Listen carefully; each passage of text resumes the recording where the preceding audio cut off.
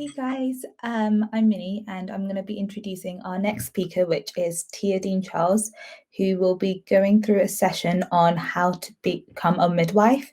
So she will discuss her journey to becoming a midwife, about what midwifery is, what the application process is, and the history of midwifery, from how she started, the qualifications required, interviews, and what the degree entails. And finally, she'll end the session with some positive tips and mantras about how she went through her degree and the world of healthcare. So I'll hand it over to Tia now.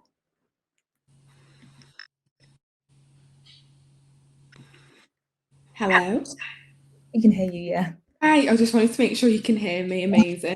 Thank you. So I'm Tia, I'm a third year student midwife at the University of Manchester. And yeah, I'm just going to present how to apply and things and just to help you get along your way. So I'm just going to share my screen first because I've got the presentation, I think. I won't be a second. Can you see that okay? Yeah, we can see it. Okay, that's fine. It doesn't really show me anything, the speaker view. So first, I just wanted to start off with what does it mean to be a midwife? So midwife actually means to be with woman. So midwives are involved during all stages of a woman's pregnancy, labour and the early postnatal period. They also assess the well-being and the needs of the mother and her family and provide information on a wide range of topics such as teaching skills for labour, parenthood, mental health, feeding, just supporting women and their families in becoming a parent. And they work in a variety of settings, so we can work in GPs, hospitals, homes, children's centres, so we're dotted all around everywhere. And we also work as part of the multidisciplinary team, so with the doctors, physiotherapists, care support workers, gynecologists, so we work with a range of people. In terms of the entry requirements for midwifery, so you apply via UCAS, which is how you do the majority of your degrees, apply for the majority. Every uni differs in terms of their requirements and what they want, but generally speaking, in terms of GCSEs, you want 5 GCSEs at grade B or 6, including English, Science and Maths. You can also access via A-levels. So some universities want AAB or some want ABB. I didn't see any requirements that were higher than that or any that were lower. And that's to include a science or social science, whether that be biology or chemistry, or if you've got psychology, which I did myself, sociology, they're also classed as social sciences. You can also do your access to HE diploma. The number of credits differ at different unis, so some want a certain level. Normally that's at distinction level, and also you can do a foundation year, so that's at levels 4 and 5, and that needs to be at distinction as well. UCAS website allows you to search for a number of different courses, and they've all got different entry requirements, so it's really, really important that you just have a look at that, because you don't want to waste any of your spaces that you've got or any of your options. And if you're ever unsure, so in the situation that I was in myself, I was a little bit unsure in terms of what was required, so I contacted the university directly and they just said yes, you can apply, or no, you know, you'd be wasting your application, so there's no point doing that. So in terms of when you do apply, so you'll need your personal statement. So just a little bit of tips in terms of what you need in terms of your personal statement. So in mine, I included why I wanted to become midwife, and it's really, really important to demonstrate that your passion and why you want to be a midwife, and make sure that comes across throughout your whole of your personal statement. A lot of people may think that midwifery is about delivering babies, so they may think that it's really important to mention that, but that's like a fraction of the job. That's very little of what the job entails. So I wouldn't really mention, if you're interested in babies, that the midwifery isn't the profession for you to go into, because it's not just all about babies. Demonstrate you understand the actual role of a midwife, so what the midwife actually does. Any experiences in healthcare settings or volunteering experiences. So for example, I volunteered at a local hospital. It wasn't directly involved in midwifery, but it still allowed me to have those transferable skills and demonstrate to the universities that I was able to communicate effectively. I was able to manage my time whilst doing my A-levels, which is all the skills that they like to see, because that's what's required in the degree. Any other experiences, so whether that's a part-time job you have, so I worked part-time whilst I was studying at college. So I was also able to use those skills of communication again, time management, in terms of adding that to my personal statement, and also being aware of current research and public health. For example, at the minute, midwifery is striving for continuity of care. It's something that they really want to implement, and they are implementing it, but they want it to be across every hospital. So it's good to mention things like that and be aware of maybe current hospital scandals. Sometimes in a recent midwifery interview, they did ask about current research and what was going on in terms of scandals and improvement of care. So it'd be good to demonstrate your knowledge of knowing background, and also hobbies and interests. So it's good to know that you've got a good work-life balance. You also do things outside of midwifery or outside of studying or outside of working, whether that be socialising with your friends, whether you bake like I do, or whether you play a sport. Anything at all is anything that could be interested in to see. In terms of the interview process, so different unis do different things generally. So at the University of Manchester, they did a group interview at first, which was, I think, a group of about 4 to 5 people, and that was a like scenario-based question, and they also did a question where we had to interact with each other, communicate with each other, and they just observed. You can also, after that, we did an individual interview. So after the group interview, we all went out and then were called back in one by one. And we had an individual interview which asked us the main question of why you want to be a midwife, and some other questions in terms of demonstrating your skills and abilities. So it's basically enhancing what you said on your personal statement and ensuring that your personal statement does match with what you said. At King's College in London, so I also applied there. That was a multiple mini interview. So that was different array of different questions, and there were different stations set up, and I think there was about 4 to 5 stations possibly, and that entailed going around at each station. I think each station was maybe about 5 to 10 minutes roughly, and that was asking again similar questions to Manchester and other universities, but it was just a different type of scenario. So I think it gave you the opportunity, in case you were a bit nervous, for example, to settle your nerves in one scenario, or you might do better in one scenario and do the other. In one of their interviews, for example, they'd shown a picture and asked you what you thought of the picture, which was really interesting, because no other uni that I applied to did that. Also, most universities require you to do a maths test and an English test. So the maths test is not really difficult maths. It's just basic math skills, ensuring that you can do basic multiplication, adding, subtracting, dividing, some scenario questions.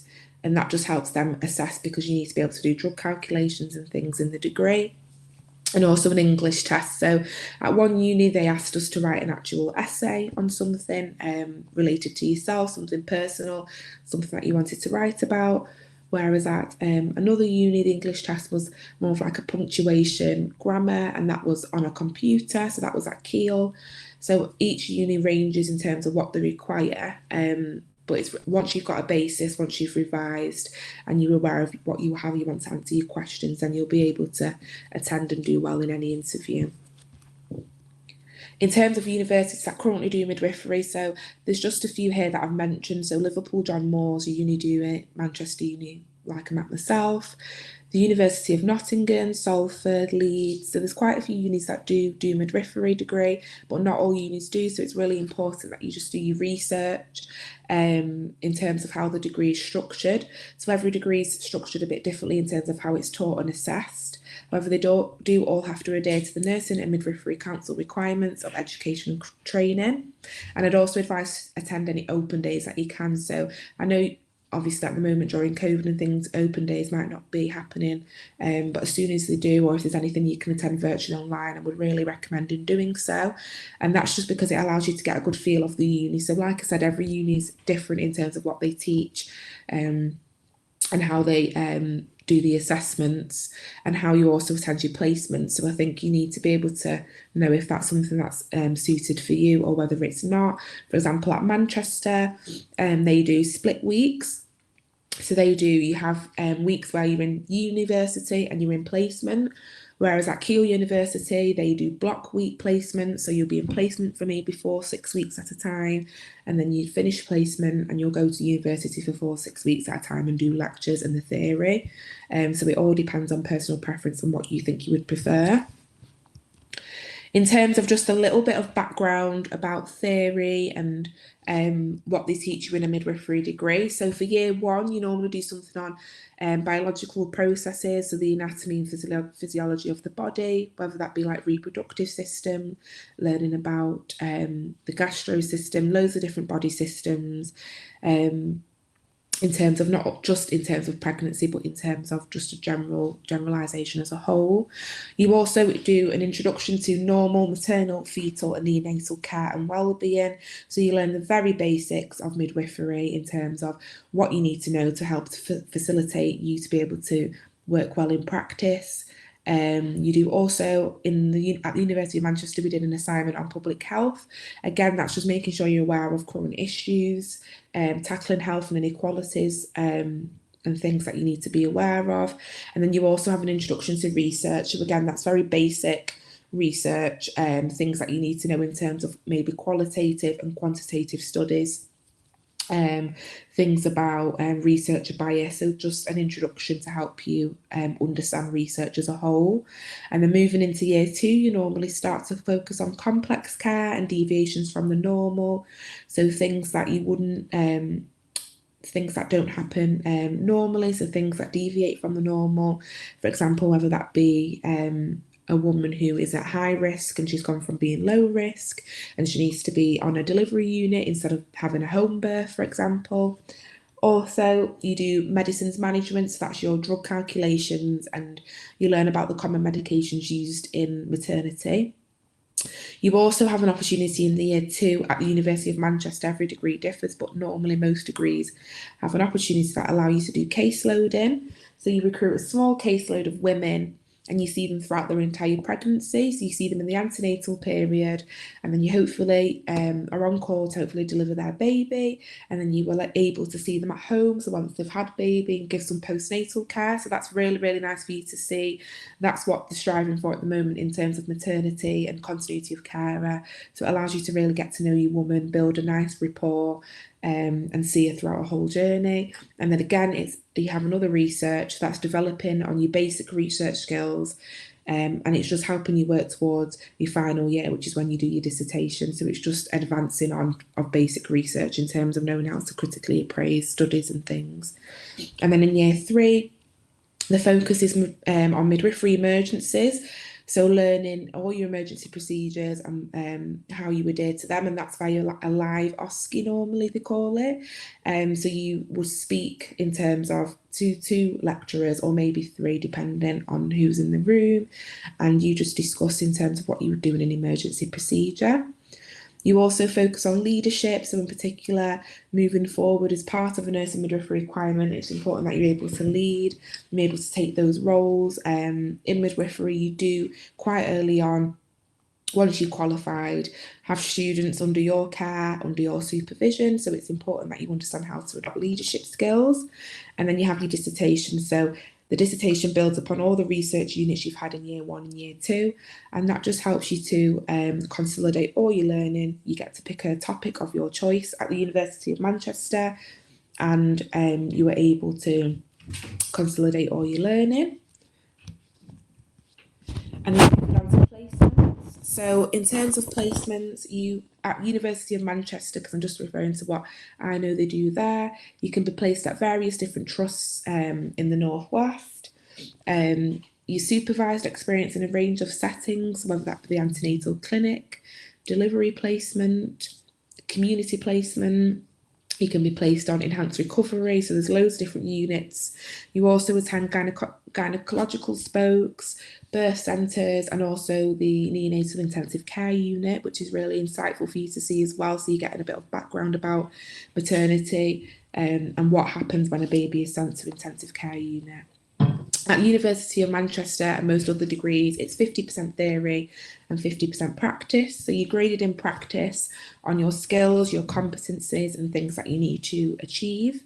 There's a range of shift patterns because they want you to be able to understand what it's actually like to be a midwife. So you can do a range of long days, short days, night shifts, early shifts, late shifts. There's a big range of patterns. You also have a practice place document. At the University of Manchester, they have gone online with this, but some universities are still doing written documents. And that's a number of achievements, so a number of several skills each year that you need to acquire. And that's adhering to the Nursing Midwifery Council. So you have to achieve those skills, you have to pass the skills, and your mentor or supervisor has to be able to say that they are happy that you're able to progress on to the next level of the degree. In terms of funding, so you can apply via the Student Finance England, which is majority of most degrees.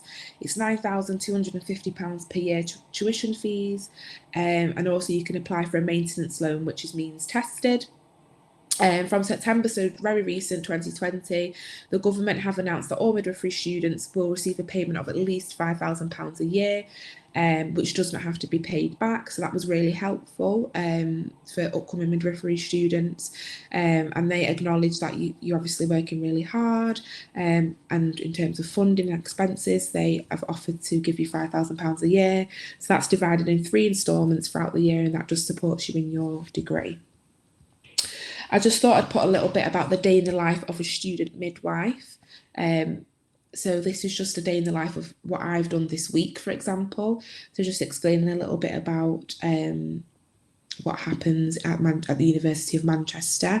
So for example, this week on Monday, I attended placement. So I was in placement from 7:30 till 8 o'clock in the evening, and that was a 12.5-hour shift. I'm currently on the postnatal ward, so I was giving postnatal care to mum and babies, whether that be they've had a cesarean section, a normal delivery, or they've had an instrumental delivery. Some mothers' babies are on the intensive care unit, so it's just caring for the mum, but being sensitive to their needs and what they require. And then on Tuesday, I had a past group session. So at the University of Manchester, they do a session which assists the first year. So the third years lead the session, and they assist in terms of providing support, any questions they have, running any sessions, which is really supportive in first year students because they appreciate that it's hard at first and you're trying to get used to things and getting into the gist of things. And then I spent the rest of my day working on my next assignment that was due. And then on Wednesday, I had a university, so that was 10 till 3, and that was like a workshop, which helped just to consolidate learning, a lot about leadership and things for qualification. And then on Thursday, I attended the gym, so I was able to go to the gym, and then I had a one-to-one breastfeeding revision session for an upcoming live exam that we've got, and I focused on the assignment. Then on Friday, I attended placement again, so we did another long day, which was 7:30 till 8 o'clock. On Saturday, I had my friend's birthday meal. So that shows that you're able to have appropriate work-life balance. And on Sunday, I had a rest day. So on Sunday, I did a rest day, and that enabled me to attend a nice work-life balance.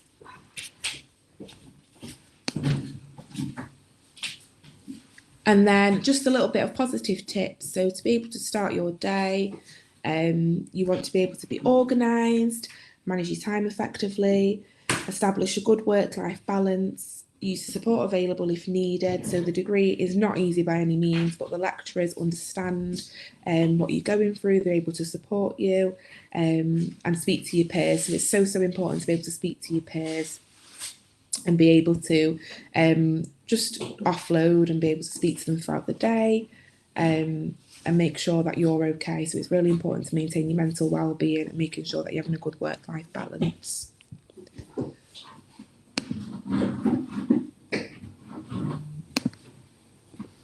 Okay, we've all finished.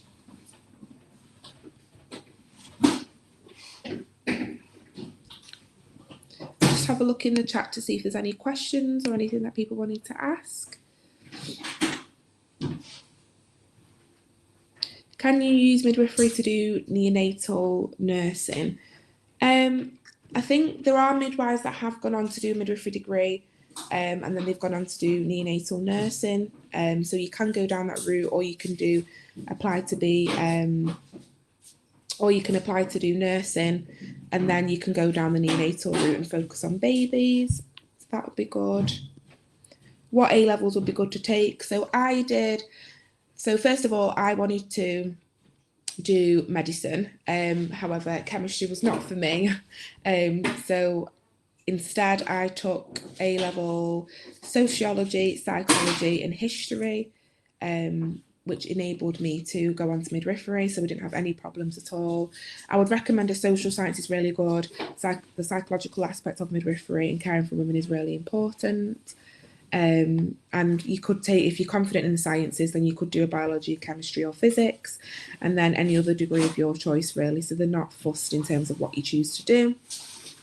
In terms of volunteering or work experience, I do think it's necessary just to be able to demonstrate those transferable skills. In terms of your personal statement, it gives you something, more to talk about. It allows the midwifery interviewers to see it's you. It allows the midwifery interviews to see that it's you, see what you're about, and know that you're not just focused on, just your degree and knowledge and things like that. So it's really, really important. I'll just have a look. Sorry. Do you think volunteer? I think Trisha said my laptop shut down. Did you answer my question? Yes, so I did ask you a question about neonatal nursing. I was just saying basically that in terms of neonatal nursing, you can go down the nursing route. So you can do your nursing degree and then focus on neonatal, or you can do a midwifery degree. And I know that there's midwives that go on to neonatal nursing, and it's okay. Sorry, just reading the messages. And you can go on to neonatal nursing afterwards, but I think there's extra courses and things that you may have to do to be able to focus on the neonatal aspect. In terms of, do you think, is there work experience that you would recommend from Laura? So I did volunteering at Salford Royal Hospital. That was like general volunteering. That was literally people walking in, me showing them where to go, me helping them, having conversations with patients. It was just the interaction. And I think communication is so important in any healthcare degree, not just midwifery. So that just really, really, really enabled me to demonstrate those skills and mention that in my personal statement and things. So that was really helpful for me. Is there more questions? Sorry, is there more I've missed? So do you think in volunteering you've quite... Oh yeah, how did you choose which uni to go to for midwifery? How did I choose? Okay, I'm trying to think. So in terms of the open days are really helpful. I attended the University of Manchester Open Day. I think I did King's College in London. So I did a good few, and I think you get a really good feel of the universities. It enables you to see what the universities do, their course structure. You're able to get to know the lecturers a bit more because they're there, letting you know what they do. And it's just really helpful, I think. If you do attend an open day, it's fine, but I think it just enables you to see the university and just get a good feel of what they do. For me, it was Manchester because they did split weeks. So the split weeks were really helpful because you could go into theory one week on a Tuesday and go into university. And what you've learned on a Tuesday PowerPoint, you could then do on see in practice on a Friday. So it really consolidated your learning and really helped you understand the theory to practice and what that entailed. I get you, that makes sense. Has there been any changes due to COVID to like the courses and stuff that you know of? I didn't hear. Sorry, have there been any changes due to COVID, like for the courses or like placements and stuff? Yes, have been changed in terms of last year they basically did 3 months where they did pay us, so they gave us the opportunity to opt in or opt out during COVID, and that was just because they needed students in second or third year with their skills and what we've already learned. They really benefited from having us on the ward and having us on the placement. In terms of COVID this year, I know it's been quite difficult for first years because everything has been online. We have had the very few occasional skills sessions, so things like where you learn about your blood pressures, learning things about how to take bloods and things like that. They did do some of that in uni in person, but they wasn't able to facilitate as much as possible just due to the government. So it has been difficult, but the uni have got a lot in place to support you. They have made a lot of provisions, and obviously are trying moving forward from September to do like blended learning, so where you try and go in for half online and half actually attending physical lectures in universities. So they are trying to do the best they can, and they understand the situation obviously is hard. So yeah. You might have already answered this because my connection dropped, but is there any work experience that you would recommend trying to get? Yeah, so we're saying any like if your local hospital, or even if it's spending 2 days observing maybe on a maternity ward, able to just see what midwife entails. I think observation is really, really important as well. It really helps you understand if it's definitely something you want to go into, you know, because it's not easy, it is hard. So it just helps you establish your learning, really, make sure you want to do it. I did mention before about Salford Royal. I did a general volunteering role. That was just literally anything from people not knowing where to go in the hospital and me assisting them to the appointment. Sometimes that prompted like conversations. So in Salford Royal, there was quite a few elderly patients. So they don't have a maternity unit at Salford Royal directly, but me being able to demonstrate communication, being able to speak to a range of different people from different backgrounds, just really helped my personal statement and allowed me to talk in the interview about my experiences. They still were really, really happy with that type of experience. It doesn't have to be directly related to maternity, because they understand those placements can be quite hard to get sometimes. Yeah, exactly. That makes sense. And especially because during COVID, work experience placements are quite difficult. Yeah. Is there anything else that people could do like virtually or anything that might help them? Apart from the open days, virtually I would just say just try and get into somewhere, even if it's just one day at the hospital. So I contacted the trying to think how I got through. So I think I searched volunteering opportunities within hospitals. I also searched volunteered. You could go to a breastfeeding support group. It could be something like that. That's on at your local community centre, local children's centre. It doesn't have to be even in the hospital.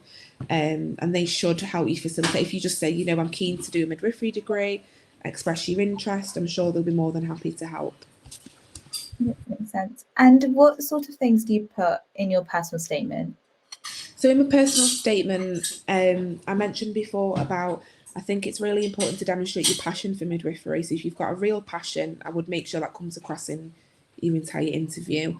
Whether that be, some people have said that from past experiences. So some people have said their sister gave birth, for example, and they were present at the birth.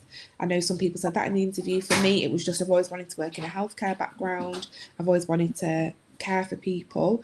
I did work experience in nursing, and I didn't think that was for me. And then I did looked at midwifery and I was like, oh, it just clicked, it resonated with me, and I just thought it's something that I want to do. And luckily I'm nearly qualified, and I wouldn't change it for the world. I'm happy that I did it. In terms of making sure that you're demonstrating your role for midwifery is really, really important. So it's not just about delivering babies. That's like a fraction of the job. You're seeing the woman throughout a whole pregnancy. So you're not seeing the baby, you're not caring for the baby. It's about the woman. So I just think really demonstrating your role in terms of that is important as well, and knowing that you've got that understanding. Hobbies and interests, they like to see that you're not just at college, you don't just study all your life, you have a good work-life balance, you have a social life, you're able to see your friends, offload, because that's so important for your like psychological well-being in terms of midwifery and what you need to do. And there's another question that's asking if you have any mock scenarios when applying to a hospital to work. Mock scenarios. I don't understand what she means entirely with mock scenarios. Sorry. We can do the question after and come back to it. What does OBS and gynae entail? Gynae placement. I didn't get to do one because of COVID, unfortunately. So you do that at the University of Manchester. They say that you can do a gynecological spoke and your neonatal intensive care unit spoke in second year. So your gynae spoke will just be, you could be on the gynecological ward, and that's seeing things such as, I'm trying to think what you would normally see. It's just because I didn't have that experience, unfortunately. But you would see things such as women with maybe fibroids, so maybe having the fibroids removed. You could also go to the IVF clinic, so you can see what that entails, and the fertility clinic. That's really. So I've got an elective placement there coming up soon, so that will enable me to just see, because a lot of women you see obviously coming in are having IVF, so it enables you to just get a better understanding.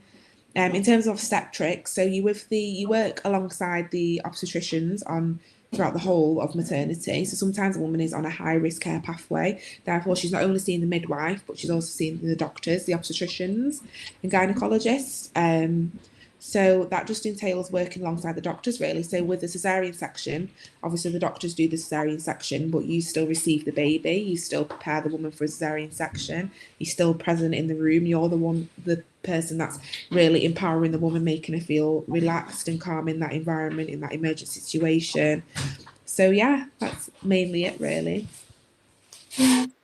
Another question about experience of virtual interviews. Like, I'm guessing, like, what's your experience? Do you have any tips?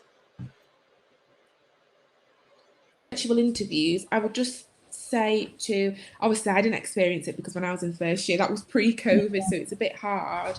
But based on me being a mentor and a support worker and a leader, I would say just make sure, again, it's about passion. So your passion really comes across on the interview.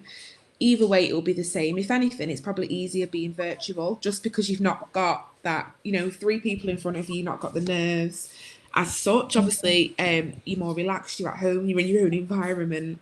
So things like that will probably actually be more positive than negative. But I would just say answer the questions as normally you would, be really well prepared. So beforehand, I made sure that I understood the role of the midwife. I understood why I wanted to be a midwife, express my interests, and everything, and just try and sell yourself as much as possible. If there's anything to say at the end, if you've got any questions, if you've got questions about the course, ask them. If you've got things that you think you forgot to mention them. Just anything you can to just make sure they really get an idea of what you, about your personalities, your traits and things like that, because that's what they're looking for mainly. Makes sense. And how many times do you do placements at hospitals while at university? Okay, so at the University of Manchester, they do split weeks, like I mentioned before. So in terms of placement, it depends. If it's a split week, you do 22.5 hours a week. But in the hospital, you do obviously a range of shifts, if you're aware. So a long day at the hospital I'm at is 7:30 in the morning till 8 p.m. in the evening. So that's 12. So this week, for example, I'm on a split week, so I will do 2 long days. Although that makes you a few hours over, you'll still just do the 2 long days, because you may as well just do the full placement. When it's a full placement week, it's 37.5 hours. So you'll have no university on that week. It's just placement only. And then I would do 3 long days. So basically that's a normal shift what a midwife does in her profession. She'll do 37.5 hours a week, and that can be covered across 3 long days. So that is quite the benefit of the profession, to be honest, because although you work in long shifts, you do have your 4 days out the week where you actually have a rest day and you're not actually working, which is quite nice, rather than 9 to 5, Monday to Friday. Again, the placements can range from like night shifts. So the night shifts that at the hospital I work at 7:30 in the evening till 8 a.m. in the morning. And you'll just get used to them. I was really worried about things like that at first. And I just thought, oh, how am I going to stay awake? What am I going to eat? How am I going to care for the women at that time? But you just get on, you just do it. And somehow throughout the years, so first year it's an observation year, so you're really observing, just like understanding those skills, understanding what you need to do, just basic understanding. I think the main thing is communication. I know I always keep going back to it, but in placement, when they're grading you, a lot of the skills on communication, that you're able to communicate with women and their families effectively and confidently. And they need to be signed off. You need to be able to be competent in them. You need to be able to pass those skills and hopefully achieve a high grade. So the grades, like in practice, are normal grading. So in most university degrees, it's 40% or anything of 40% is a pass. But obviously you can get 100% in practice. It's not, it's achievable. You can get 90%. So they have certain grade boundaries, which enable you to see where you want to achieve and where you want to go, really. So yeah, I hope that makes sense and covers how many times you do a week and stuff. There's a question about having a good work-life balance. So Yeah. as a part-time thing, is it possible? So can you do a part-time job as a consultant in obs and gynae? I think because that's a different role, really, isn't it, in the sense of a consultant? But I think you can do if, in terms of obviously doctors, they're registered to a different council. So I think there's a general medical council, the GMC. So I think in terms of they do have part-time and full-time posts. So if you go on when you go on the NHS jobs website and when you're applying for your jobs in third year when you qualify, depending on the post available, they will say that they have part-time positions or whether they have full-time. There are midwives or healthcare professionals that do work part-time because they have children, they have other commitments. So it's absolutely fine if that's what you require to have your good work-life balance. I think it's important, obviously, for your own psychological well-being, to have that work-life balance. So if going part-time is what is required for you, then that's absolutely fine, and they understand that. Let me check if there are any other ones. I think I talked too fast, sorry, a bit before my time. Can you do? You've covered the neonatal nursing one, right? I feel like Yeah. volunteering, we've covered that, and have you covered a specific science for A level? I feel like that's been covered as well, right? Yeah, I would just say, yeah, like I said before, I think some unis ask for biology or chemistry, but I think a social science is also fine. So if science is not your background or not what you want to focus on, you could do psychology or sociology, but I would really benefit off psychology. I think that really helped me to get in, and it also is something you focus on within the degree as well, so it makes sense. Right, okay. And I'm guessing, like with biology as well, is there a lot of biology at uni that would they cover the things that you would have learnt during A level? Like, would there Yeah, be a good if transition? A level biology will probably support you. You probably be too advanced actually if you did A-level biology, in terms of it's a basic fundamental understanding, so it's the things that you need to know. Some things they cover are not specific to midwifery, so you might do a bit about I'm trying to think what, because it was first year now, what you did in terms of, or some, for example, you have a chat with the pharmacists, so like a pharmacist will come in and talk about drugs and stuff, but maybe a bit more drugs than you need to know for maternity, but it's still useful because you have an understanding of, for example, we had a lecture on antibiotic resistance, which is a major topic at the moment, so that's really important. In terms of the anatomy, so they call it life sciences at University of Manchester, and we did things on like the reproductive system, focusing on things like the menstrual cycle and then when the fertility happens and things like that. So that's obviously really important because you need to know that pre-pregnancy state, what's happening to the woman's body, the changes that are happening, the woman's hormones and things. So I think that's really important, but I wouldn't worry too much in terms of if you haven't got a massive biological background or you struggle, as long as you revise and you work hard as you have to do with everything, then you'll be fine. Yeah, that makes complete sense. I think those are all the questions covered. Yeah. Yeah, they are. Thank you so much. That was really, really useful. Oh, I think Maria is. She says, sorry, I had to Oh, pop out. Do you have a degree? So I'm a third year student midwife. So another good thing to mention is midwifery is a full year-to-year degree. So it literally is from September to September. You get annual leave in between the year. So you might get, so at Christmas, we get 2 weeks. In April, we get another 2 weeks around Easter time. You get, this is just at Manchester, but you get a week off in June and then I get 2 weeks off in August. So it is a very full-on degree. You're working for outplacement throughout, you're doing assignments, lectures, university, everything going on all at once, which is why I was saying it's really important to manage your time effectively. I literally have a diary and I write everything in my diary. So I've got it all in front of me and I know what I'm doing. So obviously I will have my degree in September. So I've just submitted my dissertation. I have my 2 more assignments, another live exam, and then in September I will hopefully qualify and be a fully qualified midwife. It's probably also important to mention as well in terms of in midwifery, and I think nursing's quite similar as well. I'm not sure about medicine as such, but I can only speak for midwifery and nursing, that you normally can apply for your jobs before you've actually got your qualification. So they will post jobs out. For example, they put jobs out this year for some hospitals in maybe March time, some are still out now, so you can apply for your job before you've actually got your degree, because obviously assuming that you're going to finish and you're going to get your qualification, everything's in motion. So I'm literally finishing my degree and walking straight into a job, which is amazing, which is really, really good. Yeah, that's incredible. Yeah. I'm not sure if anyone... Oh, are there a lot of jobs out there? Yeah, midwifery is in like such a high demand. There's a massive, massive, massive shortage of midwives at the minute. So I think they need all the midwives they can get.